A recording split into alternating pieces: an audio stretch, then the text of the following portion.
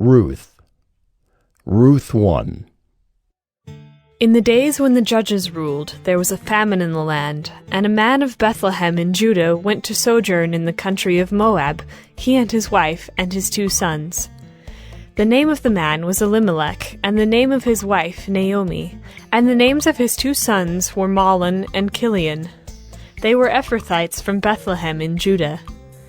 They went into the country of Moab and remained there. But Elimelech, the husband of Naomi, died, and she was left with her 2 sons.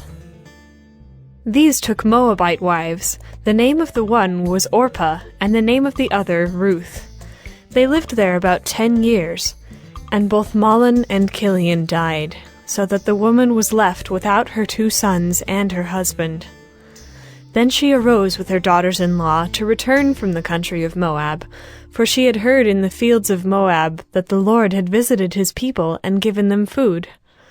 So she set out from the place where she was with her 2 daughters-in-law, and they went on the way to return to the land of Judah.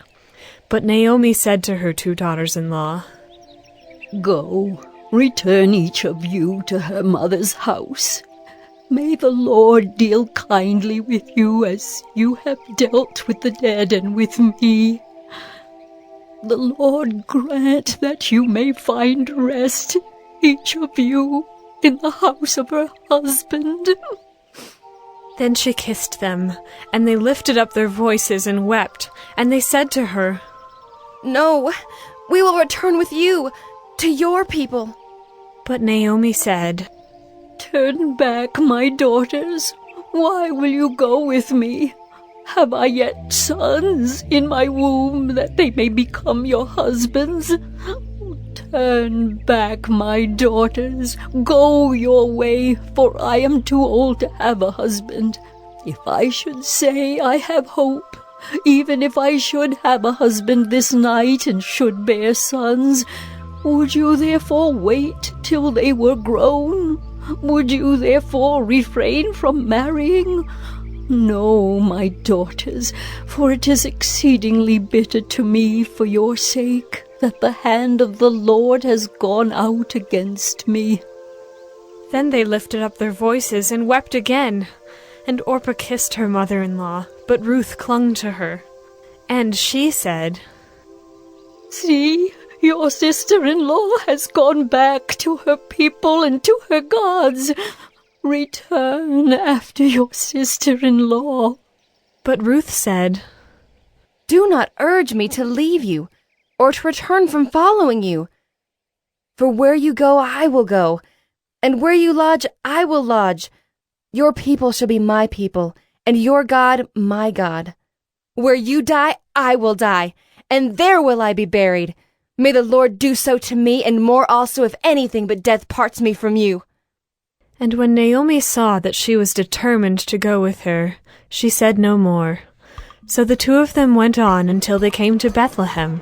And when they came to Bethlehem, the whole town was stirred because of them. And the women said, "Is this Naomi?" She said to them, "Do not call me Naomi. Call me Mara, for the Almighty has dealt very bitterly with me. I went away full, and the Lord has brought me back empty. Why call me Naomi when the Lord has testified against me, and the Almighty has brought calamity upon me?" So Naomi returned, and Ruth the Moabite, her daughter-in-law, with her, who returned from the country of Moab. And they came to Bethlehem at the beginning of barley harvest. RUTH 2. Now Naomi had a relative of her husband's, a worthy man of the clan of Elimelech, whose name was Boaz. And Ruth the Moabite said to Naomi, "Let me go to the field and glean among the ears of grain after him in whose sight I shall find favor." And she said to her, "Go, my daughter." So she set out and went and gleaned in the field after the reapers. And she happened to come to the part of the field belonging to Boaz, who was of the clan of Elimelech.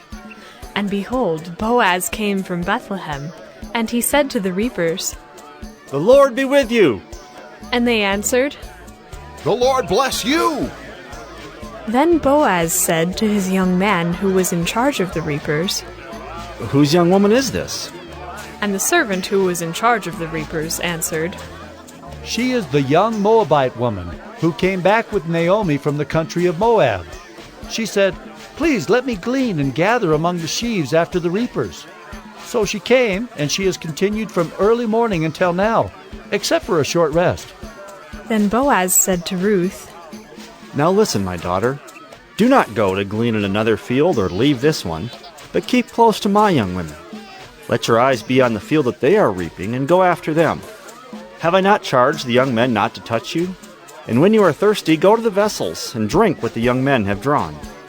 Then she fell on her face, bowing to the ground, and said to him, Why have I found favor in your eyes, that you should take notice of me, since I am a foreigner? But Boaz answered her, All that you have done for your mother-in-law since the death of your husband has been fully told to me, and how you left your father and mother and your native land, and came to a people that you did not know before. The Lord repay you for what you have done, and a full reward be given you by the Lord, the God of Israel, under whose wings you have come to take refuge. Then she said, I have found favor in your eyes, my lord, for you have comforted me, and spoken kindly to your servant, though I am not one of your servants. And at mealtime Boaz said to her, Come here, and eat some bread, and dip your morsel in the wine. So she sat beside the reapers, and he passed to her roasted grain. And she ate until she was satisfied, and she had some left over. When she rose to glean, Boaz instructed his young men, saying, Let her glean, even among the sheaves, and do not reproach her. And also pull out some from the bundles for her, and leave it for her to glean, and do not rebuke her. So she gleaned in the field until evening. Then she beat out what she had gleaned, and it was about an ephah of barley. And she took it up and went into the city. Her mother-in-law saw what she had gleaned. She also brought out and gave her what food she had left over after being satisfied. And her mother-in-law said to her, Where did you glean today, and where have you worked? Blessed be the man who took notice of you. So she told her mother-in-law with whom she had worked, and said, The man's name with whom I worked today is Boaz. And Naomi said to her daughter-in-law, May he be blessed by the Lord, whose kindness has not forsaken the living or the dead. Naomi also said to her, The man is a close relative of ours, one of our redeemers. And Ruth the Moabite said, Besides, he said to me, You shall keep close by my young men until they have finished all my harvest. And Naomi said to Ruth, her daughter-in-law, It is good, my daughter, that you go out with his young women, lest in another field you be assaulted. So she kept close to the young women of Boaz, gleaning until the end of the barley and wheat harvests. And she lived with her mother-in-law. Ruth 3. Then Naomi, her mother-in-law, said to her, My daughter, should I not seek rest for you, that it may be well with you? Is not Boaz our relative, with whose young women you were? See, he is winnowing barley tonight at the threshing floor. Wash, therefore, and anoint yourself, and put on your cloak and go down to the threshing floor, but do not make yourself known to the man until he has finished eating and drinking. But when he lies down, observe the place where he lies, then go and uncover his feet and lie down, and he will tell you what to do. And she replied, All that you say, I will do. So she went down to the threshing floor and did just as her mother-in-law had commanded her. And when Boaz had eaten and drunk, and his heart was merry, he went to lie down at the end of the heap of grain. Then she came softly and uncovered his feet and lay down. At midnight the man was startled and turned over, and behold, a woman lay at his feet. He said, Who are you? And she answered, I am Ruth, your servant. Spread your wings over your servant. for you are a redeemer. And he said, May you be blessed by the Lord, my daughter. You have made this last kindness greater than the first, in that you have not gone after young men, whether poor or rich. And now, my daughter, do not fear. I will do for you all that you ask, for all my fellow townsmen know that you are a worthy woman. And now it is true that I am a redeemer, yet there is a redeemer nearer than I. Remain tonight, and in the morning, if he will redeem you, good, let him do it. But if he is not willing to redeem you, then, as the Lord lives, I will redeem you. Lie down until the morning. So she lay at his feet until the morning, but arose before one could recognize another. And he said, Let it not be known that the woman came to the threshing floor. And he said, Bring the garment you are wearing, and hold it out. So she held it, and he measured out 6 measures of barley and put it on her. Then she went into the city. And when she came to her mother-in-law, she said, How did you fare, my daughter? Then she told her all that the man had done for her, saying, These 6 measures of barley he gave to me, for he said to me, You must not go back empty-handed to your mother-in-law. She replied, Wait, my daughter, until you learn how the matter turns out, for the man will not rest, but will settle the matter today. Ruth 4.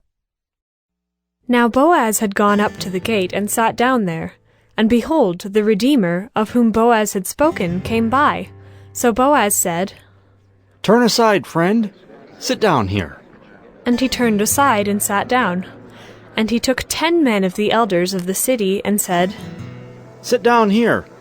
So they sat down. Then he said to the Redeemer, Naomi, who has come back from the country of Moab, is selling the parcel of land that belonged to a relative, Elimelech. So I thought I would tell you of it and say, Buy it in the presence of those sitting here and in the presence of the elders of my people. If you will redeem it, redeem it. But if you will not, tell me, that I may know. For there is no one besides you to redeem it, and I come after you. And he said, I will redeem it. Then Boaz said, The day you buy the field from the hand of Naomi, you also acquire Ruth the Moabite, the widow of the dead, in order to perpetuate the name of the dead in his inheritance. Then the Redeemer said, I cannot redeem it for myself, lest I impair my own inheritance. Take my right of redemption yourself, for I cannot redeem it. Now this was the custom in former times in Israel concerning redeeming and exchanging.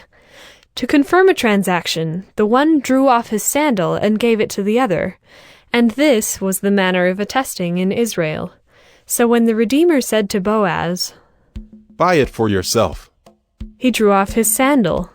Then Boaz said to the elders and all the people, You are witnesses this day that I have bought from the hand of Naomi all that belonged to Elimelech, and all that belonged to Chilion and to Mahlon.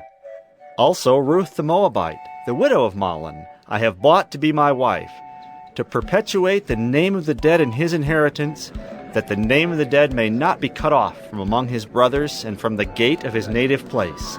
You are witnesses this day. Then all the people who were at the gate and the elders said, We are witnesses. May the Lord make the woman who is coming into your house like Rachel and Leah, who together built up the house of Israel. May you act worthily in Ephrathah, and be renowned in Bethlehem. And may your house be like the house of Perez, whom Tamar bore to Judah, because of the offspring that the Lord will give you by this young woman. So Boaz took Ruth, and she became his wife. And he went in to her, and the Lord gave her conception, and she bore a son. Then the women said to Naomi, Blessed be the Lord, who has not left you this day without a redeemer, and may his name be renowned in Israel. He shall be to you a restorer of life, and a nourisher of your old age. For your daughter-in-law, who loves you, who is more to you than 7 sons, has given birth to him. Then Naomi took the child and laid him on her lap, and became his nurse. And the women of the neighborhood gave him a name, saying, A son has been born to Naomi. They named him Obed. He was the father of Jesse, the father of David. Now these are the generations of Perez. Perez fathered Hezron. Hezron fathered Ram. Ram fathered Amminadab. Amminadab fathered Nahshon. Nahshon fathered Salmon. Salmon fathered Boaz. Boaz fathered Obed. Obed fathered Jesse. And Jesse fathered David.